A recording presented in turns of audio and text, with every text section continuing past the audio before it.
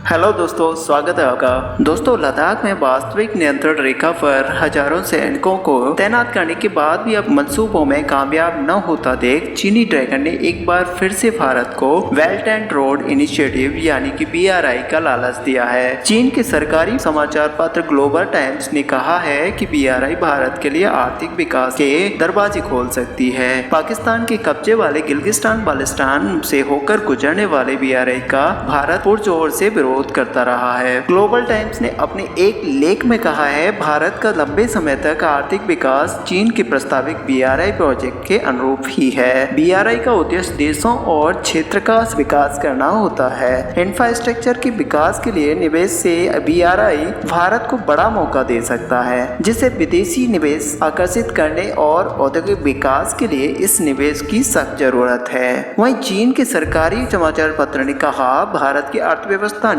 पिछले वर्षों में बहुत तेजी आई है, लेकिन कमजोर इंफ्रास्ट्रक्चर इसके विकास में एक बड़ी बाधा बना हुआ है। वर्ष 1991 से भारत ने कई आर्थिक विकास किए हैं, लेकिन देश में अभी भी वित्तीय संकट, व्यापार घाटा और महंगाई बनी हुई है। BRI भारत में इंफ्रा के क्षेत्र में बड़े पैमाने पर निवेश ला सकता है, लेकिन नई दिल्ली ने BRI में शामिल होने से बिल्कुल मना कर दिया है। ग्लोबल टाइम्स ने लिखा है कि कोरोना वायरस महासंकट के बीच दुनिया के कई देश आर्थिक विकास दर को फिर से हासिल करना चाहते हैं। हिंद महासागर के आसपास का इलाका BRI के लिए बेहद अहम है। भारत ऐतिहासिक और सांस्कृतिक रूप से इस इलाके में महत्वपूर्ण भूमिका अदा करता रहा है। भारत के पास अब इसे फिर से शुरू करने का बड़ा मौका है। भारत को राजनयिक संबंधों के 70 साल पूरे होने की भी याद दिलाई। ग्लोबल टाइम्स ने लिखा, दो प्राचीन सभ्यता और दो सबसे बड़े विकासशील देशों ने चीन और भारत के